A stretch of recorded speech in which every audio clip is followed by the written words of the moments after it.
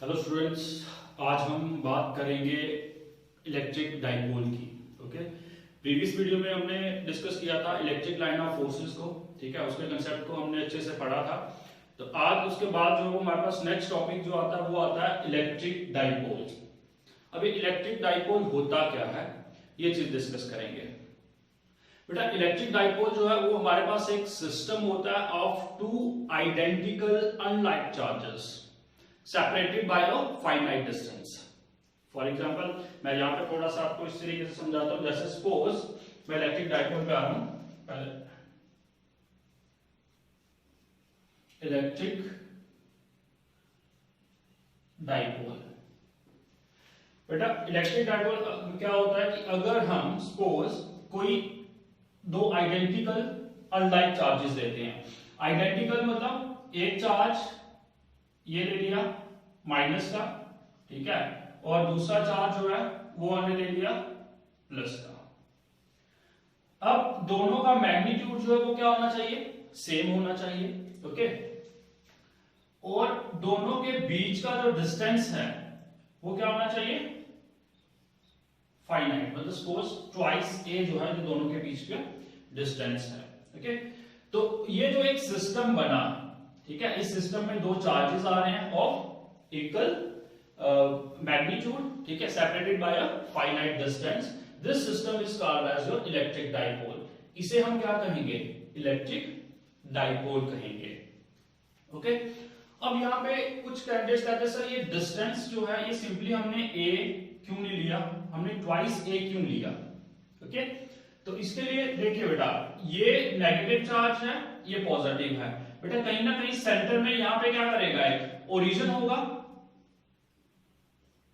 ठीक है ना, यहां पे क्या होगा, ओरिजिन। तो ओरिजिन से इस चार्ज का डिस्टेंस जो है वो क्या होगा, ए, और इसी ओरिजिन से इस चार्ज का डिस्टेंस भी क्या होगा, ए। ठीक है, तो अगर हम टोटल डिस्टेंस लेंगे तो वो क्या हो जाएगा, ट्वाइस ए हो जाएगा। ओके, अब how you can define the electric dipole, आप इसको इसे डिफाइन कर सकते हैं। ठीक है, it is a system of two identical unlike charges separated at finite distance।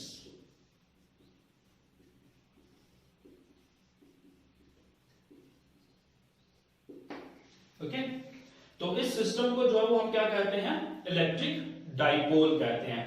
याद रखना, it is a system of two identical unlike charges. Identical मतलब दोनों का मैग्नीट्यूड क्या होना चाहिए, सेम होना चाहिए। ओके, अनलाइक चार्जेस, अनलाइक मतलब एक नेगेटिव है तो दूसरा क्या है, पॉजिटिव होना चाहिए। सेपरेटेड एट फाइनाइट डिस्टेंस मतलब दोनों के बीच में क्या होना चाहिए, फाइनाइट डिस्टेंस। ऐसा नहीं कि इनफाइनाइट डिस्टेंस ले लो तो तब भी आपके पास वो दो चार्जेस का सिस्टम जो है वो आपके पास डाइपोल कहलाएगा, ऐसा नहीं होता है। ठीक है, ये जो डिस्टेंस है वो क्या होना चाहिए, फाइनाइट होना चाहिए। Okay, is called electric dipole, is called as electric dipole. और हम इलेक्ट्रिक डाइपोल को जो है वो बाइपोल भी बोलते हैं, इलेक्ट्रिक बाइपोल, और इनको हम डबलेट्स भी बोलते हैं, इलेक्ट्रिक डबलेट्स। ठीक है, तो हम इलेक्ट्रिक डाइपोल, ठीक है, या फिर इलेक्ट्रिक डाइपोल को इलेक्ट्रिक बाइपोल या फिर इलेक्ट्रिक डबलेट भी बोल सकते हैं।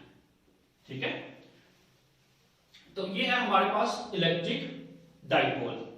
अब यहां पे एक चीज क्वेश्चन यहां पे अराइज होता है कि चार्ज जो है इलेक्ट्रिक डाइपोल के ऊपर वो कितना होता है। ठीक है, तो उसको मैं डिस्कस कर लेता हूं। चार्ज ऑन डाइपोल इज कितना होगा, एक क्या होता है, एक प्लस का होता है। टोटल चार्ज अगर हो प्लस एक क्या होगा माइनस का, तो टोटल चार्ज कितना हुआ 0। तो total charge on an electric dipole is always 0। क्यों 0 होगा? क्योंकि दोनों का मैग्नीट्यूड क्या है, सेम है, बट उनका जो ये नेगेटिव है और दूसरा क्या है पॉजिटिव है, तो आपके पास टोटल चार्ज होगा वो क्या होगा 0 होगा। अब यहाँ पे दूसरा क्वेश्चन, अगर चार्ज 0 है तो क्या इसकी इलेक्ट्रिक फील्ड भी 0 होगी? ठीक है, बट इसकी इलेक्ट्रिक फील्ड जो है वो 0 नहीं होती है। क्यों नहीं होती है वो भी मैं एक्सप्लेन करता हूं। ऐसे आता हूं, फील्ड, द इलेक्ट्रिक फील्ड लिख सकते हो on dipole is not equal to 0। अब इलेक्ट्रिक फील्ड जो है वो 0 क्यों नहीं होती है? बेटा ध्यान से देखना, अगर सपोज मैं कोई एक पॉइंट, ये ऑब्जर्वेशन पॉइंट रखता हूं P, यहां पे कोई मैं टेस्ट चार्ज रखता हूं, ठीक है, तो अगर मैं यहां पे कोई एक चार्ज रखूंगा तो इस चार्ज के लिए यहां से इसकी जो फील्ड है उसकी डायरेक्शन कुछ और होगी, और ये जो चार्ज है इसकी जो फील्ड की डायरेक्शन है वो क्या होगी कुछ और होगी। इसकी डायरेक्शन अलग होगी इसके लिए, और इसकी डायरेक्शन जो है वो क्या होगी अलग होगी, और पोजीशन भी क्या होगी अलग होगी। तो जिसके कारण फील्ड जो है वो डाइपोल की कभी भी 0 नहीं होती है। ठीक है, जब आप इसका अगर परफेक्ट रीजन लिखना चाहते हो वैसे लिख सकते हो, due to different positions of vector. ये एक वैलिड एक्सप्लेनेशन है किसके लिए, for the field dipole, field of dipole.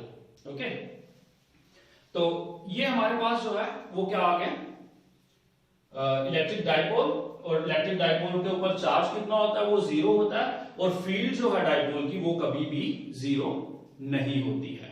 Okay, अब इसके इलेक्ट्रिक डाइपोल की आप एग्जांपल ले सकते हो। फॉर एग्जांपल इसमें आ जाएगा मॉलिक्यूल्स ऑफ वाटर H2O लिख सकते हो, वैसे ही molecules of sodium chloride NaCl लिख सकते हो, ठीक है, कार्बन डाइऑक्साइड एटसेट्रा। तो ये जो मॉलिक्यूल्स हैं वाटर के, चाहे NaCl के हैं या फिर कार्बन डाइऑक्साइड के हैं, तो ये क्या होता है इलेक्ट्रिक डाइपोल होते हैं। कैसे होते हैं ये मैं आगे जब आपके पास ये third physical significance of the electric dipole मैं डिस्कस करूंगा आपके साथ, तो वहां पे आपको ये मैं क्लियर करूंगा कि ये किस तरीके से इसके एग्जांपल्स हैं। ओके, अब यहां पे एक छोटा सा क्वेश्चन अराइज होता है कि ये जो सिस्टम है, इसकी स्ट्रेंथ जो है वो कैसे हम पढ़ते हैं, इसकी स्ट्रेंथ को कैसे डिस्कस करेंगे कि इसका जो स्ट्रेंथ है वो कितनी है, डाइपोल की स्ट्रेंथ कितनी है। ठीक है, तो जो डाइपोल की स्ट्रेंथ है उसको हम एक इंपॉर्टेंट टर्म से जो है वो डिफाइन करते हैं, that is called as electric dipole moment. Electric dipole moment. Okay, अब ये जो इलेक्ट्रिक डाइपोल मोमेंट है it shows the strength of dipole. ये क्या करता है, मैं इधर इसको ऐसे लिख सकता हूं, it is the strength of dipole. ठीक है, it is the strength of dipole.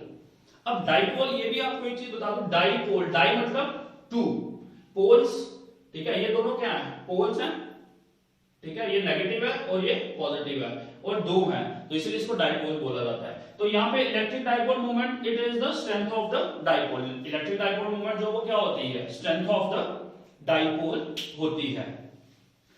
अब अगर इसको मैं मैथमेटिकली डिफाइन करूं, जैसे कि मैथमेटिकल एक्सप्रेशन को बताऊं, तो आप इसको ऐसे भी लिख सकते हो, it is the product of the magnitude of either charges, product of the magnitude of either charges and the distance between the two charges. Okay, जैसे फॉर एग्जांपल अगर मैं यहाँ पे इलेक्ट्रिक डाइपोल मोमेंट जो है उसको P से denote किया जाता है, ये याद रखना, इलेक्ट्रिक डाइपोल मोमेंट को P से डिनोट किया जाता है, ये वेक्टर क्वांटिटी है हमारे पास। तो mathematically electric dipole moment P is equal to product of either charge, क्योंकि मैग्नीट्यूड जो है वो क्या दोनों का सेम है, तो दोनों में से किसी का भी आप मैग्नीट्यूड ले सकते हो, into product of into distance between the two charges. तो वेक्टर है तो इसको ऐसे लिखूंगा, तो डिस्टेंस बिटवीन टू चार्जेस क्या है, ट्वाइस है। बेटा एक चीज और याद रखना कि ये जो distance between the two charges है ये it is also called as length of the dipole. इसे हम क्या कहते हैं लेंथ ऑफ डाइपोल। ये जो आपके पास ट्वाइस है this is also called as length of dipole. तो इलेक्ट्रिक डाइपोल मोमेंट जो है उसको क्या कहते हैं, it is the product of the magnitude of either charges and distance between the two charges. Okay, so this is how you can define the electric dipole moment. Okay, अब ये भी चीज बताया कि इलेक्ट्रिक डाइपोल मोमेंट जो वो आपके पास क्या है, वेक्टर क्वांटिटी है, और अगर वेक्टर क्वांटिटी है तो मैग्नीट्यूड तो चलिए होगा ही होगा, लेकिन डायरेक्शन जो है वो क्या होगी, वो चीज याद रखना, ये एक इंपॉर्टेंट पॉइंट है। ठीक है, तो electric direction of electric dipole is always direction of dipole is always from negative to positive charge। ठीक है, हमेशा डायरेक्शन जो है इलेक्ट्रिक डाइपोल की वो कहां से कहां होगी, नेगेटिव से पॉजिटिव की तरफ होगी। क्लियर है ये चीज। सो इलेक्ट्रिक डाइपोल मूवमेंट की डायरेक्शन जो है वो नेगेटिव से पॉजिटिव होती है और मैग्नीट्यूड भी होता है, तो इसलिए ये हमारे पास क्या है, एक वेक्टर क्वांटिटी है। तो यहीं से आप क्या कर सकते हो, इसका एसआई यूनिट जो है वो भी बना सकते हो। तो एसआई यूनिट को मैं यहां पे बना देता हूं, जैसे ये डेफिनेशन को मैं यहां से रब कर देता हूं इलेक्ट्रिक डाइपोल की।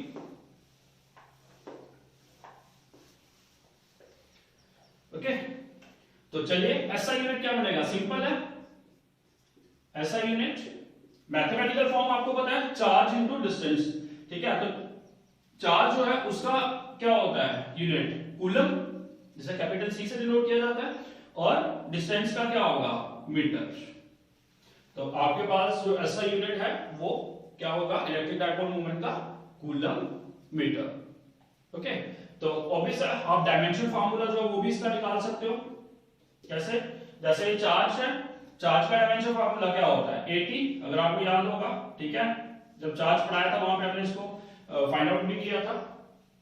और मीटर क्या होता है, मीटर जो है वो लेंथ, मीटर डिस्टेंस में आएगा तो क्या होगा लेंथ। तो डायमेंशन फार्मूला क्या हो जाएगा, m मास तो है नहीं है तो मैं क्या लिखूंगा, m0 l1, l है यहाँ पे, ठीक है, t भी है t1 और a भी कितना है 1।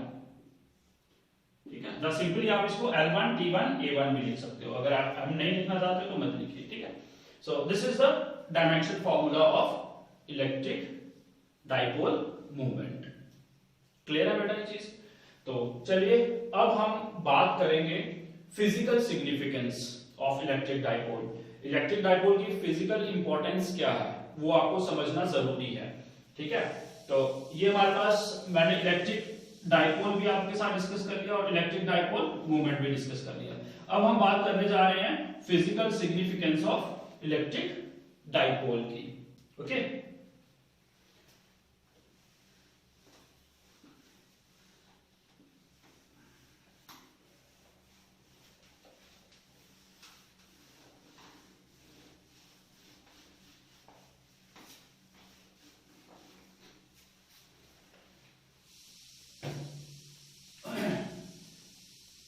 physical significance of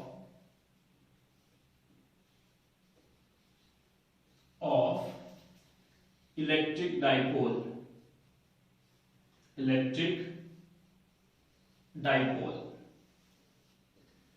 okay. अब देखिए physical significance of electric dipole क्या है। ओके, ये चीज हम डिस्कस करेंगे।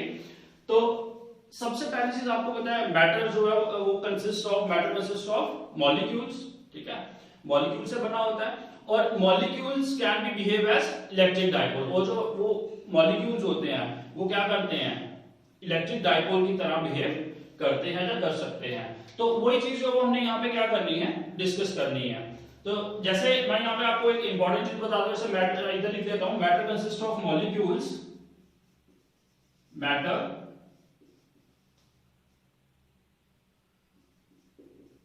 consist of molecules and molecules can be, ठीक है, can be behave as electric dipole and molecules can be behave as electric dipole. Actual में मैं आपको जो एग्जांपल इलेक्ट्रिक डाइपोल की दी थी, जैसे मॉलिक्यूल्स ऑफ वाटर का, मॉलिक्यूल्स ऑफ कार्बन डाइऑक्साइड या सोडियम क्लोराइड, तो वो चीज जो है मैं यहाँ पे एक्सप्लेन करूंगा। तो ये चीज आपको बताई गई है कि मैटर जो है वो किससे बनते हैं, मॉलिक्यूल से बनते हैं, और मॉलिक्यूल जो है वो किसकी तरह बिहेव कर सकते हैं, इलेक्ट्रिक डाइपोल की तरह बिहेव कर सकते हैं। अब ये इसको कैसे हम फाइंड आउट करते हैं, देखिए जो मॉलिक्यूल होता है ना हमारे पास बेटा, मॉलिक्यूल दो टाइप के होते हैं। मॉलिक्यूल जो है वो टू टाइप्स के होते हैं, कौन कौन से, एक होता है पोलर मॉलिक्यूल्स और दूसरे होते हैं नॉन पोलर मॉलिक्यूल्स।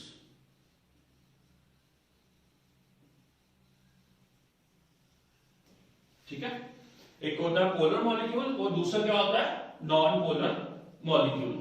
तो चलिए अब जो हमारे पास क्या है, सबसे पहले हम पोलर मॉलिक्यूल की बात करेंगे कि पोलर मॉलिक्यूल एक्चुअल में होते क्या हैं। ठीक है, देखिए पोलर मॉलिक्यूल को हम अगर बात करें, if the centre of mass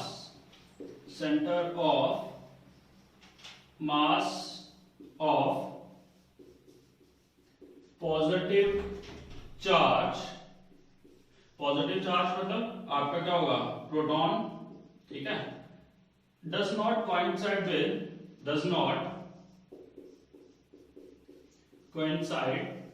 with negative charge,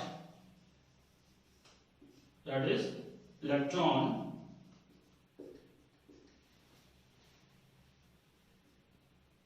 then molecule is called as polar। Okay, अब क्या इसको थोड़ा ध्यान से देखना, उससे क्या है, if the centre of mass of positive charge does not coincide with the negative charge.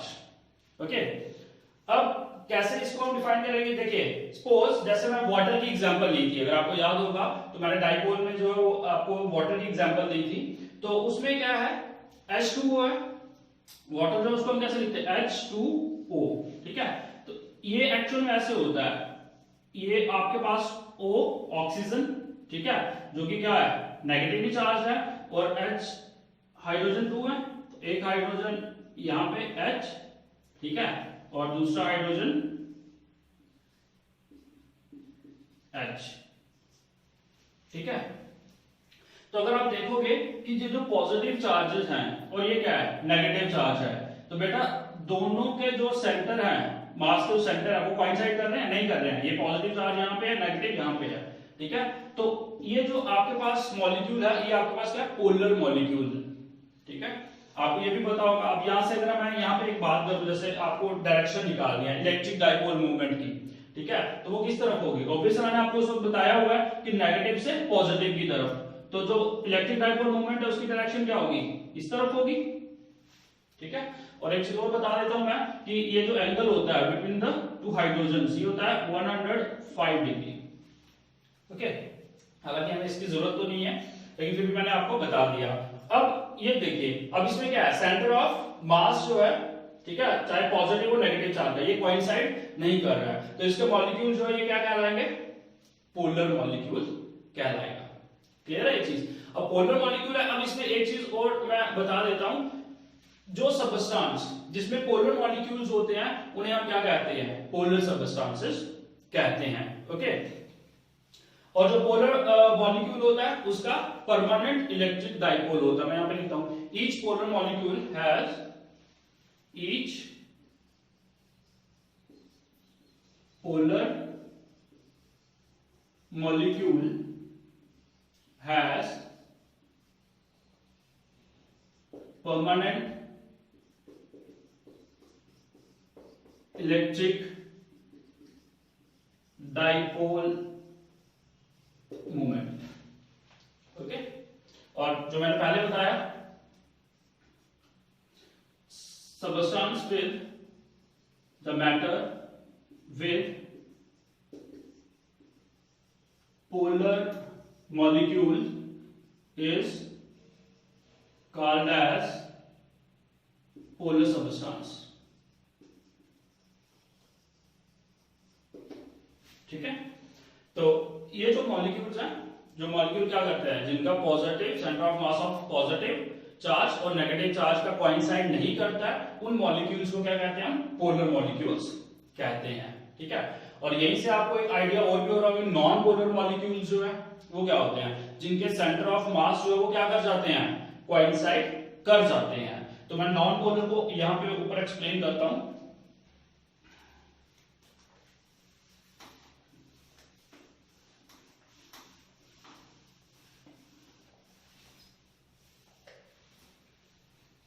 Okay, अब मैं नॉन पोलर को जो है वो यहां पर डिफाइन करूंगा. So non polar molecules. Okay, तो नॉन पोलर मॉलिक्यूल्स को कैसे करेंगे, if the centre of mass, if the centre of mass of positive charge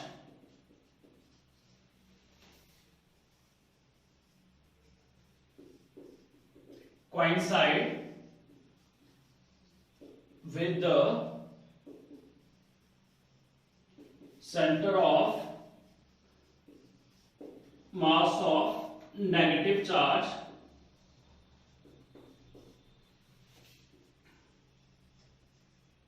then molecule is called as कौन सा, non polar molecule. Non polar molecule.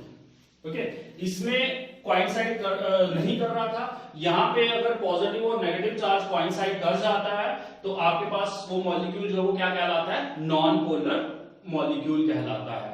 Okay, अब जैसे non polar molecule में मैं आपको थोड़ा सा बता देता हूं. जैसे सपोज कोई एक मॉलिक्यूल है, उसका जैसे ये है, सपोज एक पॉजिटिव और इसका नेगेटिव, ये मॉलिक्यूल है. अब अगर देखोगे इसका पॉजिटिव और नेगेटिव दोनों क्या कर रहे हैं, कोइंसाइड कर रहे हैं, वो एक ही पॉइंट पे है. ठीक है, तो इस मॉलिक्यूल को हम क्या कहेंगे, नॉन पोलर मॉलिक्यूल. ठीक है, डेफिनेशन के अकॉर्डिंगली ये चीज क्लियर है. ठीक है, लेकिन इसमें अब यहाँ पे बात आती है, जैसे मैंने आपको बताया था कि जो पोलर मॉलिक्यूल होते हैं, ठीक है, वो जैसे सबस्टांस जो भी कोई पोलर मॉलिक्यूल से बनता है उसे हम क्या कहते हैं, पोलर सबस्टांस कहते हैं. और जो सबस्टांस किससे बनता है, नॉन पोलर मॉलिक्यूल से बनेगा, उसे हम क्या कहेंगे, नॉन पोलर सबस्टांस कहेंगे. ठीक है, लेकिन इसमें एक चीज है, हमारे पास जो नॉन पोलर मॉलिक्यूल होते हैं, ठीक है, इनका इलेक्ट्रिक डाइपोल जो है वो क्या होता है, इज जीरो. जो इलेक्ट्रिक डाइपोल मूवमेंट होता है नॉन पोलर मॉलिक्यूल्स का, वो क्या होता है, जीरो होता है. तो कैसे होता है वो मैं डिस्कस करता हूं. यहां पे इधर लिख देता हूं मैं, इलेक्ट्रिक डाइपोल मोमेंट, जैसे सिंपली लिखूंगा मैं, P is always zero. P मतलब इलेक्ट्रिक डाइपोल मोमेंट जो है वो क्या होता है, इसका जीरो होता है. लेकिन कुछ कंडीशंस में इसका जो है वो इलेक्ट्रिक डाइपोल मोमेंट होता है. कैसे होता है मैं थोड़ा सा एक्सप्लेन करता हूं. जैसे सपोज यहां पे मेरे पास कोई एक फील्ड है, इलेक्ट्रिक फील्ड है. ठीक है, ये मेरे पास क्या है, electric field E. Okay, electric field आपको पता है पॉजिटिव से नेगेटिव की तरफ होती है. अब इस इलेक्ट्रिक फील्ड में अगर मैं इस नॉन पोलर मॉलिक्यूल को प्लेस करता हूं, ठीक है, अगर इस नॉन पोलर मॉलिक्यूल को मैं यहां पे प्लेस करूंगा तो ये कुछ इस तरीके से हो जाएगा. मैं इसको थोड़ा सा ऐसे कर देता हूं, ये एनलार्ज हो जाएगा लाइक दिस. ठीक है, नेगेटिव जो है वो इस तरफ आ जाएगा और पॉजिटिव इस तरफ हो जाएगा. अगर इसको मैं प्लेस कर रहा हूं ना इलेक्ट्रिक फील्ड में तो ऐसे होगा. क्यों, देखिए ये जो नेगेटिव चार्ज है ये पॉजिटिव की तरफ अट्रैक्ट होगा, और जो पॉजिटिव चार्ज है वो क्या होगा, फील्ड की नेगेटिव तरफ अट्रैक्ट होगा। ठीक है, तो कुछ टाइम के लिए ये मॉलिक्यूल क्या बन जाएगा, पोलर बन जाएगा, पोलर मॉलिक्यूल बन जाएगा व्हेन प्लेस्ड इन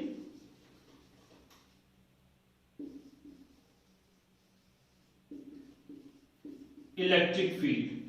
ठीक है, जब आप क्या करोगे, नॉन पोलर मॉलिक्यूल को इलेक्ट्रिक फील्ड में प्लेस करोगे तो ये क्या बन जाएगा, पोलर मॉलिक्यूल बन जाएगा। ठीक है, लेकिन ये पोलर मॉलिक्यूल है, चलिए पोलर मॉलिक्यूल अगर ये बन गया तो ऑब्वियस अगर ये पोलर मॉलिक्यूल बन गया तो इसका क्या होगा, इलेक्ट्रिक डाइपोल मोमेंट भी होना चाहिए। ठीक है, और ऑब्वियस है जब ये क्या बनेगा, पोलर बनेगा तो इसका इलेक्ट्रिक डाइपोल मोमेंट भी होता है, और उस इलेक्ट्रिक डाइपोल मोमेंट को कहते हैं इंड्यूस्ड डाइपोल मोमेंट। क्या कहते हैं, इंड्यूस्ड डाइपोल मोमेंट। ओके, और जो नॉन पोलर मॉलिक्यूल है ये पोलर तब तक ही रहेगा, या फिर ये इंड्यूस्ड डाइपोल मोमेंट तब तक ही रहेगा जब तक ये किसमें है, इलेक्ट्रिक फील्ड में। जैसे ही आप इलेक्ट्रिक फील्ड को हटाओगे ये अगेन क्या बन जाएगा, नॉन पोलर मॉलिक्यूल बन जाएगा। ठीक है, तो ये हमारे पास जो सिंपल कंसेप्ट था इसका, जो आपके पास physical significance of the electric dipole था, तो उसमें हमने दो चीजें इंपॉर्टेंट पढ़ी है, जो है वो एक है पोलर मॉलिक्यूल और दूसरा है non polar molecule. Okay, clear है ये चीज? ठीक है, थैंक यू।